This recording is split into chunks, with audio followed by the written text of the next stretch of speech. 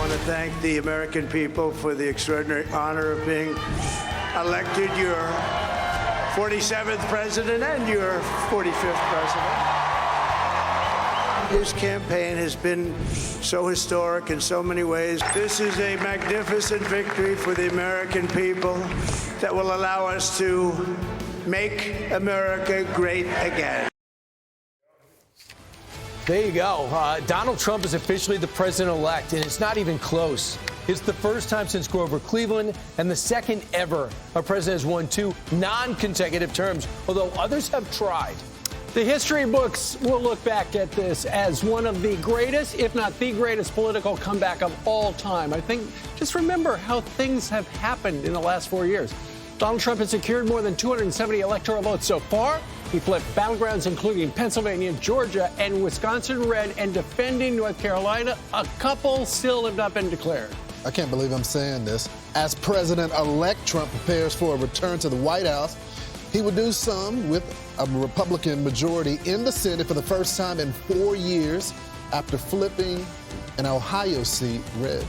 We have team coverage this morning. We have Todd and Carly. They're having breakfast with friends. Carly is in Happy Place, North Carolina. Maggie Valley. Maggie Valley. Why does it say Happy Place? It says Happy Valley. It's Happy Valley is Pennsylvania. Okay, it's Maggie Valley, North Carolina, close to Asheville. And Todd is talking to the diners in Tyrone, Pennsylvania. Bill Malugin is joining us from Palm Beach, Florida, with Trump's plans for today. But first, let's go out to Kevin Corke with a breakdown of Trump's path to 270. Good, we're running out of music.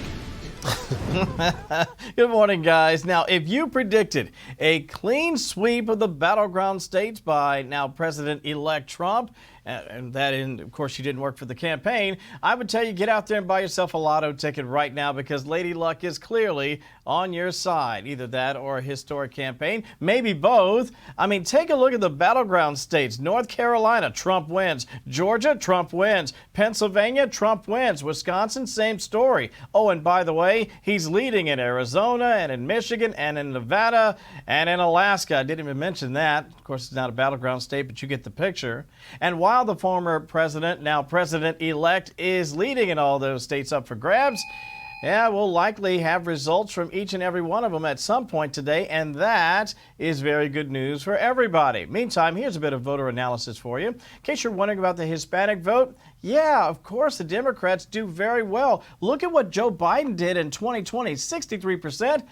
Harris off by 7, Trump up by 6. That's huge. How about among voters under 30? Again, back in 2020, Biden 61, Harris off by 9, Trump up by 8. That is impressive indeed. How about those falling behind financially? No doubt about this. You figured they might trend for Mr. Trump, and indeed they did. Look at that margin, 63 to 34. Now, we have yet to get a concession speech or a phone call or anything else from the Harris campaign, though we do expect to hear from the Veep later today, at which point President-elect Trump can start officially getting ready for the inauguration and his second term. Guys, back to you. All right, thanks so much, Kevin. I hope we hear something today. She just left her people standing out there yesterday. Right. She sent out aid to greet them. I think that was pretty disgraceful. She never went Especially, out to say never hey. just to say, hey, she didn't even have to say concede. Maybe she wanted to wait, but at least go greet the people. They're out there in D.C. waiting for you at your alma mater. Yeah. You just left them there. I want to hear from Joe Biden. I want to see Joe Biden pick up the phone and say, congratulations, Donald Trump, because you're the and next start guy. the transition. So y'all, look at the voter analysis. We talked to 110,000 people to find out why they thought Trump won. And they're saying voters across the country wanted change. He is seen as a stronger leader than Harris in a time of turmoil. Here he is with Hispanics. Right. Look at that. Hispanic. So Harris got 56%, but he got 41%. Incredible. When we were growing up, Hispanics were normally Democrats. Well, look at that. He gone up 6 points in 4 years. Was at 35. And then when you look at black voters. In 2020, he had this. 8%, and this time he doubled. And, of course, a lot of it has to do with the economy. And black men, he got 1/4, almost 1/4, 24% of black men. With the younger generation, it's 52-46, but look at how small the gap is. So he had his That's areas he under 30 maxed years out old? on. Yeah. So look how small the gap is on these three areas. So that's why I think this is an American victory. It's not a Republican victory. America says, I'm done with the woke stuff. I'm done with letting crime run wild. I'm done with the economy where you spend like crazy and jam Green New Deals down our throats and tell me I got to drive an electric car and give you and destroy the combustible engine business and tell me to go to China to buy my batteries.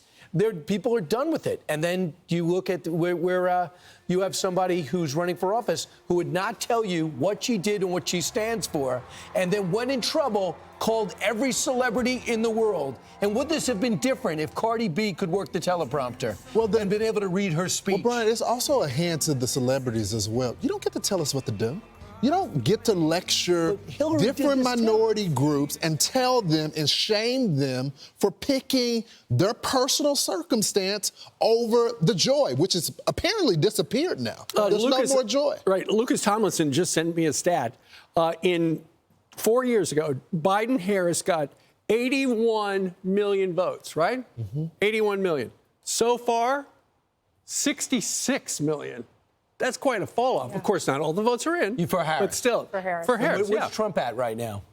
More. Yeah, I know. By about 5 to 6 million when we started. It's going to be interesting because Joe Biden took great pride in saying, you're a loser. You're a loser. I beat you by a lot. Okay? Well, even that's though a 74 change. million was, Well, that's why I want to hear that phone call between the two of them. People are tired of legacy media telling us how to vote.